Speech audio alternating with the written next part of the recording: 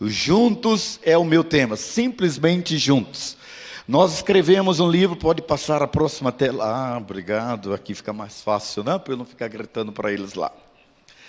Essa é a nossa igreja, era a nossa igreja. Há 15 anos atrás eu voltei de Angola, da África, era o missionário de vocês. Fui enviado em 2004 para Angola, nomeado pela Junta de Missões Mundiais. E naquele tempo em que eu estive numa passagem relâmpago por Angola, Deus me mostrou uma realidade espiritual que eu desconhecia no Brasil. E quando eu vim, três anos depois, fazer promoção no Brasil, eu comecei a ver a realidade espiritual das igrejas pujantes, crescentes e as igrejas que não cresciam. Ficamos hospedados, eu e minha esposa, ali no aterro do Flamengo, no Rio de Janeiro, temporada de descanso dos missionários, e nós íamos em algumas igrejas ali daquelas áreas, Largo do Machado, Catete, quem conhece, né? O Flamengo, Botafogo, e todas as vezes que eu passava por uma daquelas nossas igrejas, eu ficava doente, porque eu estava hospedado em um prédio, um conjugado, aonde embaixo era a comunidade evangélica da Zona Sul, superlotada, cheio, e eu ia para as nossas igrejas meio gato pingado, ia para no outro dia, ia para outra igreja, passava em frente à igreja Nova Vida, 3, 4 mil, passava por outra igreja, Sara Nossa Terra, cheia, e chegava e dizia: pastor, essa igreja é boa, tem elevador, tem tudo de bom, mas não tem gente. E os pastores me respondiam: porque nós primamos por qualidade e não por quantidade. Para mim esse é um discurso de gente frustrada. Porque onde tem quantidade, tem qualidade. E onde tem qualidade, tem quantidade. Quer ver um exemplo? Eu estou casado há quase 25 anos. Há quase 25 anos eu tento fazer com que a minha esposa mude de sabão em pó. Já levei Ariel, já levei Minerva, mas ela só quer o Omo. Está entendendo? Olha, que adianta trazer os novos, mas não rende. Então, querido, não existe isso. Isso é um discurso de quem não entendeu o que nós precisamos fazer. Pastor Oswaldo e pastora Fabíola estiveram nesse nosso templo, um templo bonito, uma arquitetura arrojada, um templo para 500 pessoas.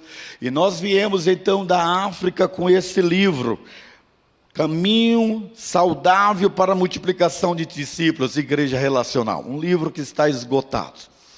E quando nós começamos a falar sobre relacionamento, nós começamos a mostrar para a igreja nossa o que nós queríamos. E o nosso livro, esse livro, Nosso Negócio é Gente, que está lá atrás da Cristian, que você pode adquirir depois que você sair daqui, você vai entender como que uma igreja deixa um templo bonito no centro da cidade, ela vai para um descampado congregar numa tenda. Nós saímos de 180 membros e hoje nós somos 2.000 membros. E aí você pergunta, qual é a diferença? Para quem ir para uma tenda? O Cristo, o Daniel, o pastor Oswaldo já foram à nossa tenda. Não há beleza nem formosura alguma, mas uma coisa nós tínhamos em mente, de que o nosso negócio é gente. Gente arrebentada, gente com casamentos destruídos, gente que enfrentando dificuldade na educação dos filhos, gente endividada financeiramente, gente que foi abusada na infância, gente que tem traumas complexos, lembranças amargas do passado, gente amarradas, escravizadas, mas gente que é serva do Senhor, mas que não descobriu o caminho da plenitude da vida, porque Ele disse: eu vim para que vocês tenham vida, e vida em abundância. Desenterrar isso e tirar a pessoa da zona da religiosidade para a zona da espiritualidade, tirá-la da vida apenas de uma vida eclesiástica para uma vida relacional com Deus, era o meu maior desafio depois que voltei de Angola. E aí, queridos, nós então começamos a trabalhar e nós saímos. Aí você vai dizer: como que você explica sair desta realidade bonita, com todos os parâmetros, e ir para uma tenda? Nosso negócio não é cadeira, nosso negócio não é tijolo, nosso negócio não é teto, nosso negócio não é piso, nosso negócio não é programa, nosso negócio não é eventos, nosso negócio é gente que Deus quer alcançar, salvar, perdoar, santificar, prepará-la para viver a plenitude da manifestação da graça e da misericórdia de Deus. Não tem coisa que mais me alegra ver uma pessoa que tem uma história de transformação e de restauração. E meu desejo para esta igreja, para esse ministério, queridos, é que vocês consigam viver literalmente, vamos ver se eu consigo passar, deu um pane aqui, aí, o que nós acreditamos ser o caminho para uma jornada de crescimento, simplesmente juntos. Não há embelezamento teológico, enciclopédico, semântico. A nossa proposta é literalmente estarmos juntos. E o conceito de estarmos juntos não é um conceito de celebração, é um conceito de unidade. Por isso, esse é o nosso desafio em Mateus capítulo 22, versículo 37 ao versículo 40. Vamos ler juntos? Vamos lá? E Jesus lhes disse: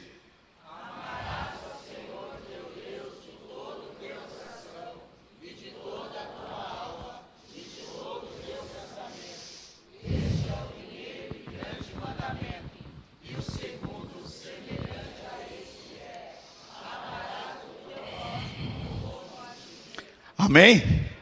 Olha para a pessoa que está ao seu lado, diga para ela: seja forte. Esse versículo é para você, não é para mim. Queridos, nós temos um conceito equivocado de amor. A manifestação da verdadeira espiritualidade é quando nós reinterpretamos esse texto, não na perspectiva da sintologia, mas na perspectiva da decisão de manifestar aquilo que Deus é, amor. Nós temos uma dificuldade muito grande de separar cristianismo enquanto religião e cristianismo enquanto estilo de vida. O cristianismo enquanto religião, ele tem um cristianismo de programa, é um cristianismo que traz cisões, que traz estrutura. O cristianismo enquanto estilo de vida, ele manifesta para você a inteireza e a integridade de que tudo que você é para o louvor e a glória do Senhor. Tudo que você tem pertence ao Senhor. Tudo que você faz é para a glória do Senhor. E quando Deus nos traz a sua palavra por meio do seu Filho, Jesus está dizendo para uma comunidade judaizante: amarás ao Senhor teu Deus de todo o teu coração, de toda a tua alma, de todo o teu entendimento.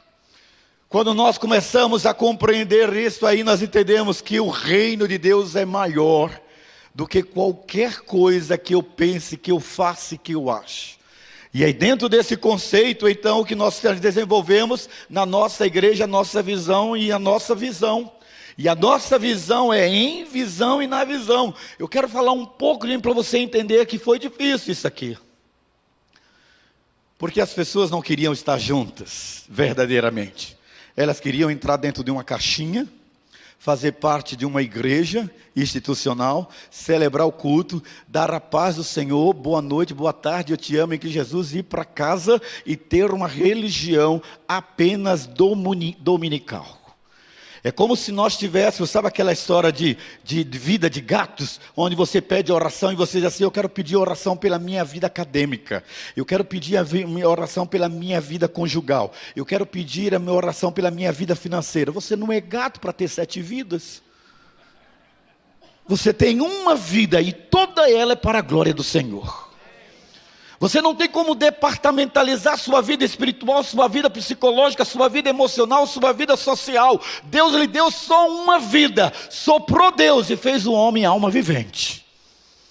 E quando a gente pensa isso, a gente não vive a dicotomia, a gente vive a inteireza de viver tudo como se estivéssemos completamente na dependência daquele que nos deu a vida para o louvor da sua glória. Quando a gente muda esta mentalidade, a gente muda o contexto de vida nosso. Quando eu estava na África, havia uma piada, e às vezes os pastores nos retiros diziam o seguinte: o cristianismo no Brasil é isso, o cristianismo na Europa é isso, mas o que mais entregava cristianismo no Brasil se tornou apenas um programa. As pessoas não entenderam que o cristianismo não é religião. Diga comigo: cristianismo não é religião, é estilo de vida. Por isso que nós precisamos viver esse estilo de vida. País, o Brasil, é a única nação onde chegou a um índice de quase 40% da população, mas não foi capaz de promover redenção social. Porque nós vivemos religiosidade, cristianismo enquanto religiosidade, não cristianismo como estilo de vida. A ética brasileira não foi tocada e continuamos a ser um povinho de relativismo, apesar de todo êxtase que nós aprendemos a ter dentro das nossas comunidades. Por isso, dentro desse contexto, nós dizemos assim, nós queremos viver o grande amor, porque esse amor, o grande mandamento é que vai nos levar a viver a grande comissão. E a grande comissão todos nós conhecemos, Mateus capítulo 28, dizendo, portanto, fazei discípulos de todas as nações, batizando-os em nome do Pai, do Filho e do Espírito Santo, ensinando-as a guardar todas as coisas que eu vos tenho ordenado. E eis que estou convosco todos os dias. Eu disse, Deus, como nós estamos longe disso aqui. Nós estamos recebendo um mandamento, dizemos que cremos nisso. Isso aqui se tornou um programa de congresso de missões. Não parece que não traz para o campo pessoal, onde eu, à medida que estou indo, à medida que estou trabalhando, à medida que estou estudando, à medida que entro no exército, à medida que entro na universidade, à medida que eu abro uma empresa, e tudo que eu faço, eu preciso me ver como um discípulo, e com um chamado para fazer discípulos. Eu preciso ensinar o tempo todo, o mesmo projeto de ensinar as crianças o caminho que devem andar, eu devo ensinar a todos os homens a minha identidade enquanto filho de Deus. E é por isso que quando nós vemos o desafio, a nossa missão, na missão e em missão, eu dizia para a nonossa igreja, uma igreja boa, na Cibapa tinha 5 ministérios muito fortes. Ministério da Ação Social, reconhecido no Brasil inteiro, apesar de ter 180 membros, era uma igreja que quando eu cheguei estava na 43ª edição de ação social no estado. Tinha um ministério de juventude muito coeso, muito bom. Tinha um ministério diaconal muito forte. E tinha um ministério de missões muito bom. E também tinha o 5º ministério, o ministério das encrencas, estava lá. Era muito forte. Sabe aquela pessoa que não descobriu o propósito da sua vida? Nós tínhamos isso. Eu precisava canalizar para que todos nós tivéssemos o mesmo pensamento, a mesma fé, o mesmo Senhor. Trazer pessoas a Jesus, edificar os cristãos, adorar a Deus e servir ao próximo, manter em comunhão com os salvos em Cristo Jesus. Cheguei para um irmão que era membro da igreja, um cara muito relevante, tem um parente nessa igreja, um dos pioneiros dessa igreja, e eu disse para ele a primeira vez, eu disse assim, irmão, eu vou almoçar na sua casa. E ele olhou para mim firmemente e disse assim, por quê? Eu disse, não, porque eu quero almoçar na sua casa. Quando? Pode ser sábado. Tenho que falar com a minha esposa. Não, deixa que eu falo. Corri atrás dela e falei assim, irmão fulano, eu vou almoçar na sua casa. Por quê? Eu disse, para a gente ter comunhão. Mas tem que ser na hora do almoço. Qual é o melhor lugar para você ter comunhão? Sentado à mesa.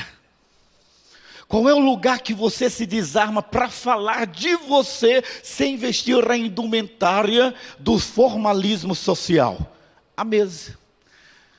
Não aquele almoço corriqueiro, aquele almoço que você começa a história da sua vida, e ele vai ouvindo a história da sua vida, a história de onde você saiu, como você chegou aqui, quem você é o verdadeiro pastor rei. Desenvolvi uma outra política ministerial. Minha política ministerial é simplesmente juntos eu preciso conhecer o rebanho precisa me conhecer. Teve um adolescente que começou a me marcar todos os dias. E ele chegava assim para mim e dizia assim, pastor, o senhor não faz compras, né?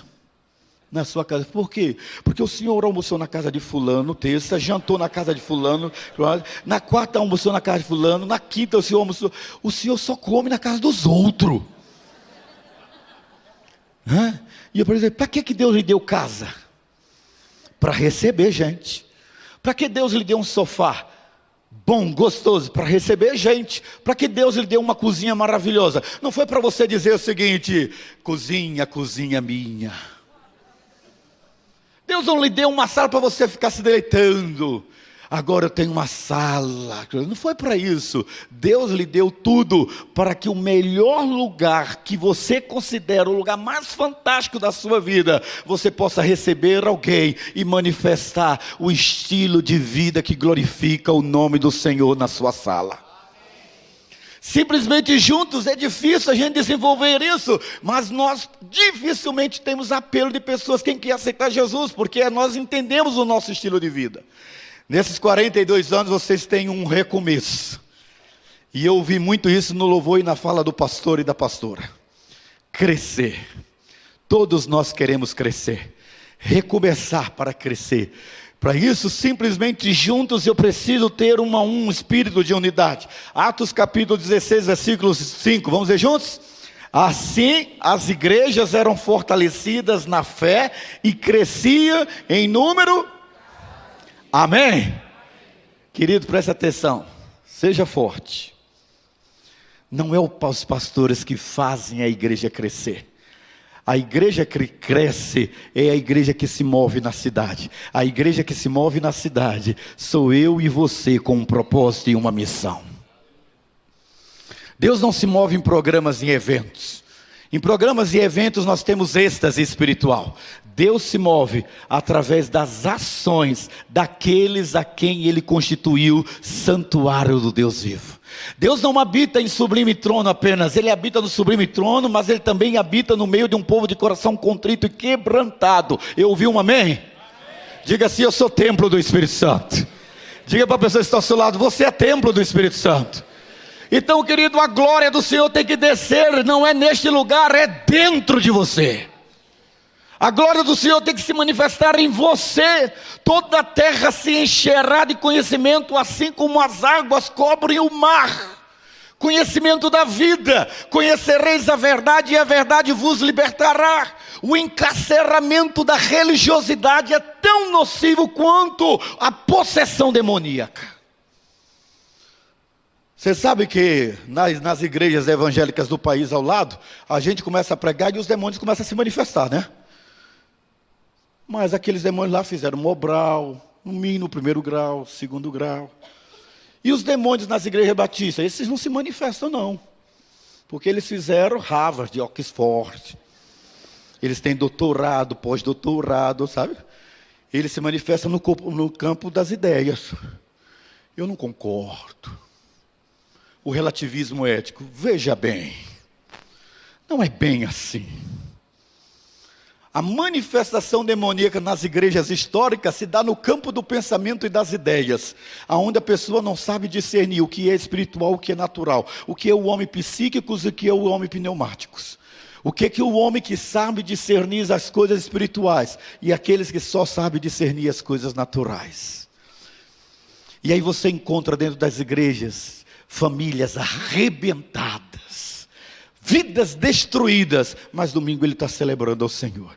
Ele está e não está entendendo o que é Atos 16, que é 5, quer dizer, as igrejas eram fortalecidas na fé e ela crescia número. Quem era que trazia o crescimento? Era a igreja que estava na cidade, não eram os apóstolos. E quando nós começamos a entender isso, eu comecei a entender a doutrina e comecei a falar para a nossa igreja: queridos, olhe para mim, falava para a igreja, todos nós somos ministros. Eu tenho bacharel em teologia, eu tenho mestrado em teologia, mas isso é para ser um capacitador, porque a unção de Deus para ser sacerdote está sobre toda a igreja do Senhor Jesus Cristo. Vós sois cartas vivas de Deus, não escritas com tinta, mas escritas com o sangue de Jesus. São vocês que ganham vida. Como? Sejam fortes, porque o Cristo já ouviu esse testemunho. Mas alguns não ouviram. Estou na sala pastoral e vem um adolescente. Amo um adolescente. Porque eles estão naquela fase boa de criticar tudo e todo mundo. Ninguém tem razão, só eles. E entra na minha sala um adolescente, cabelo rosa, verde, azul, o piercingzinho bacana no nariz, e chega lá na sala, senta na minha sala, e começa a rodar a cadeira. Pastor, você acha minha mãe uma bênção? Eu falei, acho. Ela é uma santa? É. Sabe que lá em casa ela dorme cedo? Ela dorme 9 horas. Você não quer dormir lá em casa não, para ver como é que ela acorda? Recém-chegado na igreja, topei a besteira. Falei com o marido, me deu o consentimento, a dependência de empregada, tudo arrumadinho, dá para a cozinha. Entrei, depois que ela dormiu, eu fiquei lá. 5h40 da manhã, um barulho infernal. Uma mulher, uma santa, equipada dentro da igreja. E aquela mulher começou: acordem, vagabundos! Eu não sei o que vai ser de vocês depois que eu morrer.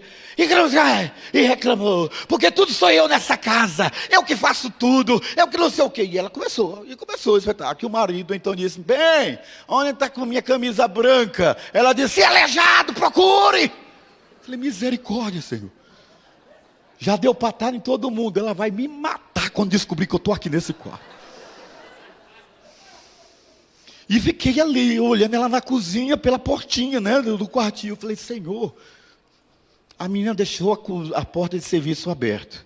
E ela está no fogão, e gritando todo mundo, e falava com um, e falava com o outro. Mas era a mulher, a beldade da igreja.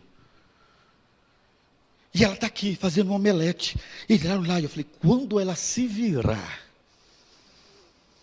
entrar para a sala, eu corro e saio pela porta de serviço. Porque isso... Pastor, me desculpa um palavrãozinho que eu vou dizer aqui, é um palavrão santo, viu? Eu sei que essa igreja é mais santa do que eu. Eu falei: isso aqui vai dar merda, Senhor. Não vou cuidar. Não deu outra, queridos. Ela está aqui. E quando ela se vira, que é um apartamento dela, é a mesma dimensão do meu apartamento, porque moramos no condomínio. São de 4 torres, né? E eu moro na torre A, e ela morava na torre C. E quando ela vir aqui, para entrar na sala, eu na minha cabeça entendi assim: agora é a minha vez. Ela saiu, e eu abri a porta. Quando eu vou sair, ela se vira. E grita: desde quando você está aqui? Eu olhei para ela e falei: desde que o diabo se manifestou. Ei, querido, a gente vê anjos na igreja e ignora os demônios dentro da casa. A gente precisa viver um nível de transparência, porque o crescimento da igreja é resultado do relacionamento que você tem com o Senhor dentro da sua casa. A igreja exala a verdade, o momento em que nós entendemos o contexto do que é crescimento. Tiago 4:8, Jeremias 29:11 diz: chegai-vos a Deus e Ele se achegará a vós, porque eu bem sei os pensamentos que tenho a vosso respeito, diz o Senhor, os pensamentos de paz e não de mal, para nos dar o fim que esperais. Para que haja unidade, é necessário trabalhar a unicidade. Não basta apenas estar junto, a gente precisa ter a mesma voz e fazer com que o mesmo eco chegue aos 4 cantos de Curitiba, além de Curitiba, para que Deus possa então trazer isso aqui, unicidade na visão e missão com sua liderança. Já vi igrejas numericamente grandes passar o tempo esvaziar. Mas João 17:21 diz: a fim de que todos sejam um, como tu és tu, ó Pai, em mim e eu em ti, também sejam ele em nós, para que o mundo creia que tu enviaste. Jesus sabia literalmente para mim e para você, que todos nós precisamos ser nutridos espiritualmente.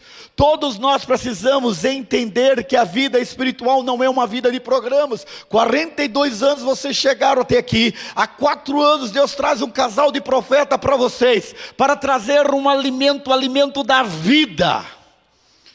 Jesus diz em Lucas 9:13-17, Ele porém lhe disse: dá-lhes vós mesmos de comer.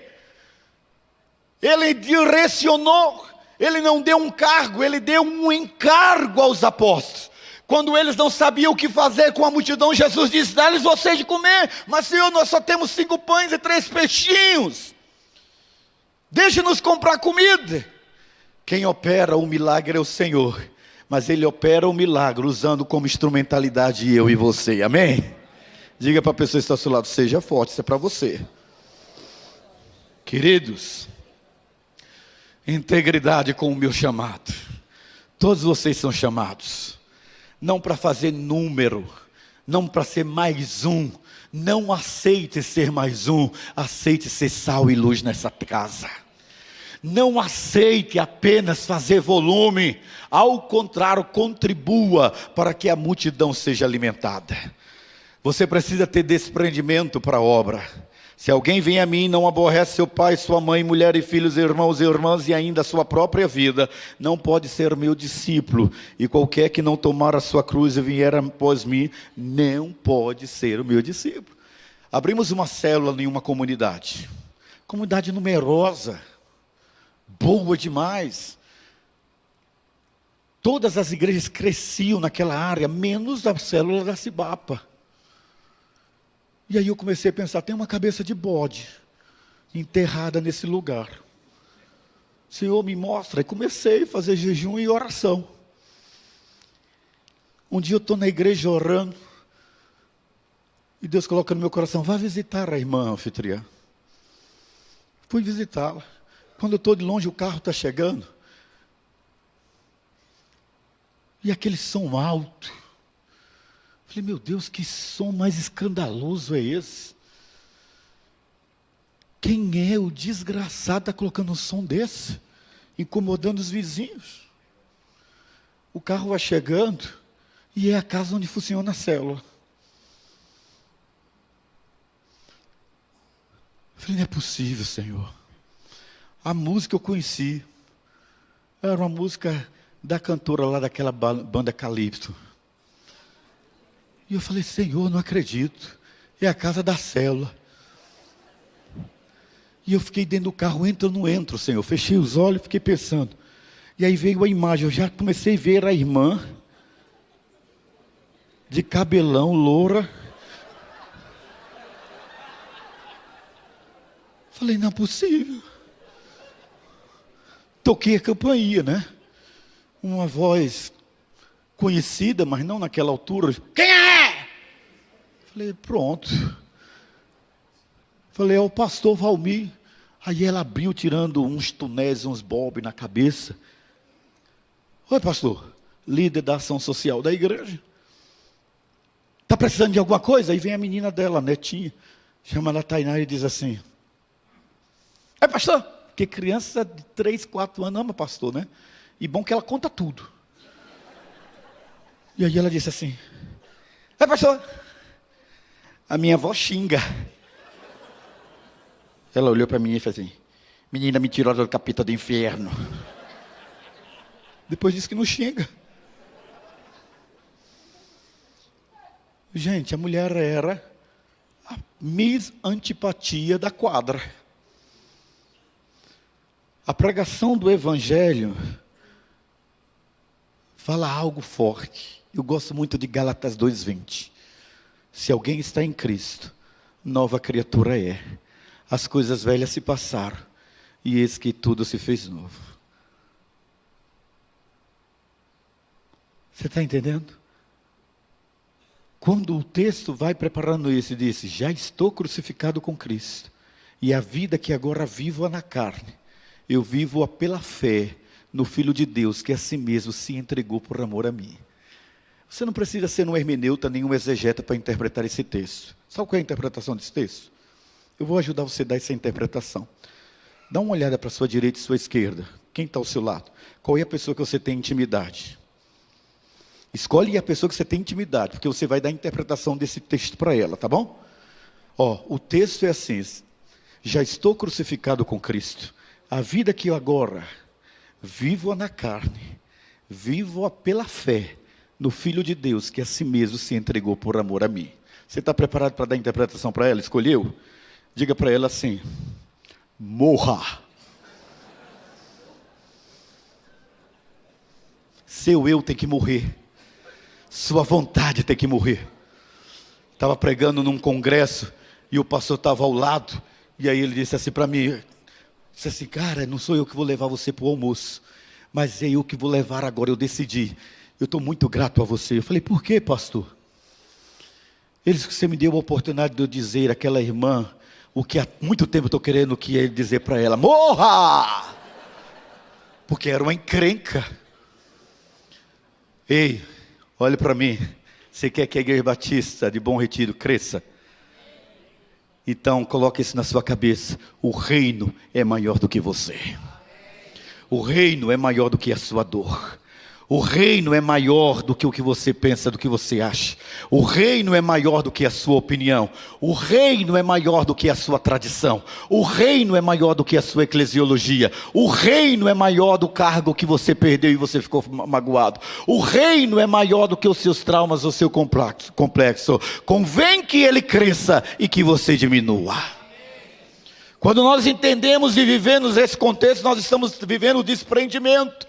E aí estamos preparados para ver o cuidado amoroso, a amorosidade no cuidado. Nós amamos porque Ele nos amou primeiro. Se alguém disser ama a Deus e odiar a seu irmão, é mentiroso. Pois aquele que não ama seu irmão, quem vê não pode amar a Deus.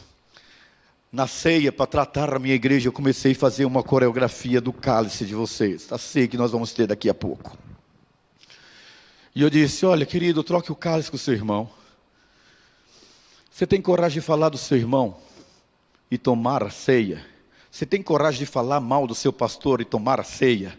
Você tem coragem de falar mal da sua igreja e tomar a ceia? A Bíblia diz que quem toma a ceia, sem examinar-se a si mesmo, toma para a sua própria condenação. Você tem coragem? Eu tinha um irmão irredutível, e ele chegava em casa e dizia sempre assim: não gosto dessa palhaçada do pastor, esse negócio de trocar ceia, essa coreografia aí, não gosto. E aí o cunhado, o genro dele, falou para mim: olha, pastor fulano, meu sogro falou que vai fazer isso, isso e aquilo. Hoje é ceia, ele vai e colocou, pediu para a esposa ficar no lado direito dele, e pediu para o outro filho ficar ao esquerdo, para quando mandar ceia, ele trocar só com a família. Aí eu: é mesmo? É? Tá bom. Na hora da ceia, eu disse assim: pois queridos, olhe para a pessoa que está atrás de você. E ele: ah, não, gente. Ei, o nosso negócio é gente. Diga conosco, vamos lá. O nosso negócio é gente. Só vocês. O nosso negócio é gente. E gente complicada como você. Deus não tem cesto de lixo. Ele não jogou você fora. Todo mundo tem uma história e todo mundo se comporta de acordo com a sua história.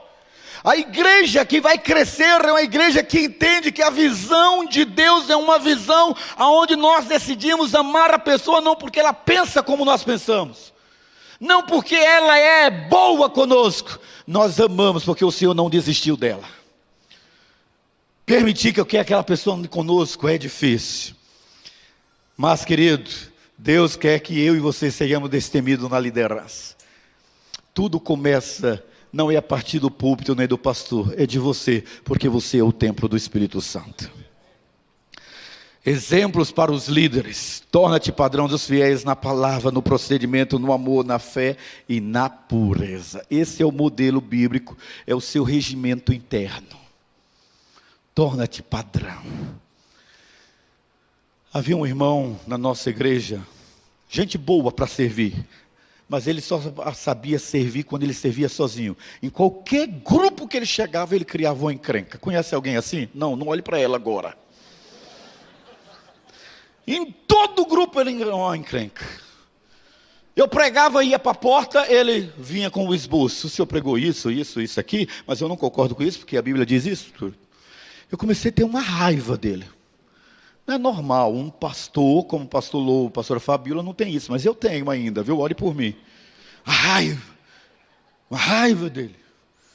E um dia eu vou pregar em Imperatriz, no Maranhão, vem o irmão e diz assim: um senhorzinho, tem um queridão meu lá na sua igreja, muito meu amigo. E quando ele diz o nome do homem, é o dito. E eu já ia falar mal, ele diz assim: aquele menino nasceu aqui na periferia de Imperatriz. Ele nasceu com uma fenda nos lábios, enorme, lábio porine. Ele cresceu sofrendo bullying, família muito pobre, até os 13 anos com aquela fenda. Aquele menino sofria demais, tomaram então uma cirurgia que ficou pior. Mas ele estudou, foi para Palmas, fez um concurso, casou, fez uma bela cirurgia. Mas as feridas da alma dele estavam tão grandes dentro dele, que antes que alguém o atacasse, ele atacava o tempo todo. Era uma forma dele se defender. E quando ele começou contando a história, eu fui me sentindo o pior ser da face da terra. Porque a gente avalia a pessoa pelas decisões dela, pelos atos dela no presente, ignorando a história de vida do passado dela. E quando você não tem paciência de compreender e conhecer aquela pessoa rotulada como encrenqueira, como problemática, você está dizendo que você não entende nada do amor, você não está disposto a ver a misericórdia, a manifestação da graça de Deus. A igreja não é formada de tijolos, a igreja é formada de gente. E todos nós temos dificuldades em alguma coisa, seja o padrão dos fiéis. Paulo está dizendo na palavra, no procedimento e no amor. Eu quero agradecer a você, mas dizer uma coisa para você nesta manhã. Simplesmente juntos é começar para crescer, é você decidir viver a restauração do DNA de Deus na sua vida. Você não é Carlos, você não é Pedro, você não é Fátima, você não é Maria, você não é um membro da Igreja Batista de Bom Retiro. Mateus capítulo 5 diz que você é sal da terra, diz que você é luz do mundo.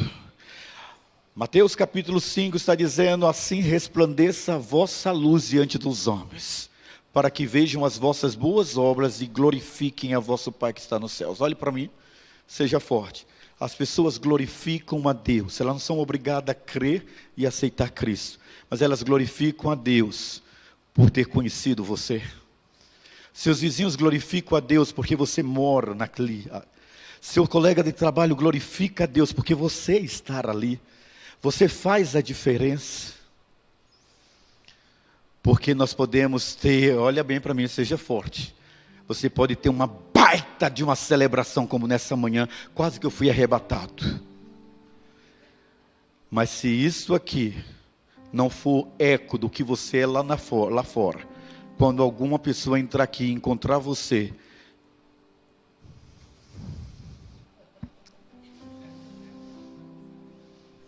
ela tem você como uma alma penada, como uma pessoa antipática. Você está com a cara de quem bebeu um suco de limão azedo o tempo todo. Falei para um irmão: querido, ria. E ele olhou para mim e disse assim: eu não sou filho de dentista para mostrar os dentes. O reino de Deus é maior. A pessoa que entrar por aquela porta, em Bom Retiro, ela tem que sentir em casa, porque exala de você a simpatia e a manifestação da graça do Senhor, que enriquece e não acrescenta dores. Fique em pé.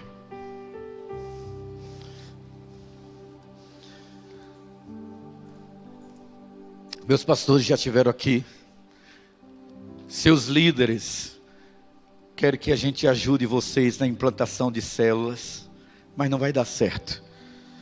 Não dá certo. Nós temos mais de 200 pequenos grupos, mas a Cibapa não é grande por causa dos pequenos grupos. Não foram os pequenos grupos, as células que fizeram minha igreja crescer. Eu não sei viver sem células. Mas não foi isso. Primeiro eu tive que preparar a igreja a ser uma igreja relacional, a estar juntos, porque juntos nós somos melhores, juntos somos mais fortes e juntos podemos muito mais. A igreja não é esse templo, a igreja é você com um propósito e com uma missão. E nós temos um número muito expresso aqui, para trazer vocês aqui e dizer o seguinte: querido, você é o cartão de visita, você é a carta de recomendação e de apresentação desta igreja lá fora. As pessoas chegam até aqui porque você é bênção, porque você quer viver o cristianismo como estilo de vida. E aí, célula é uma coisa natural. Você tem prazer de abrir a sua casa para mostrar o que Deus fez dentro dela. A nossa sociedade está vivendo a maior fragmentação já vista em todo o tempo em termos de diluição dos valores cristãos. Deus quer usar a sua casa, a sua vida, quer usar esta igreja para trazer a restauração para esta nação. Mas a pergunta é: você entende que para recomeçar e recomeçar para crescer, você precisa decidir ser bênção e viver um cristianismo como estilo de vida?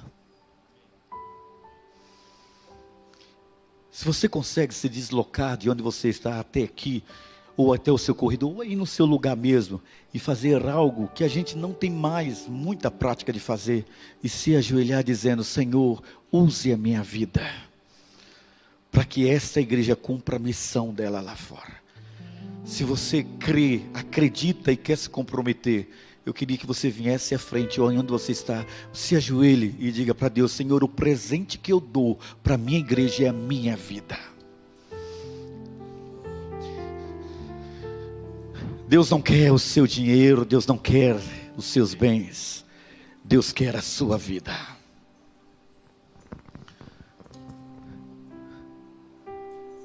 A unidade e a unicidade está em você dizer: Senhor, eis-me aqui, use-me nesse tempo, para viver algo novo na tua presença,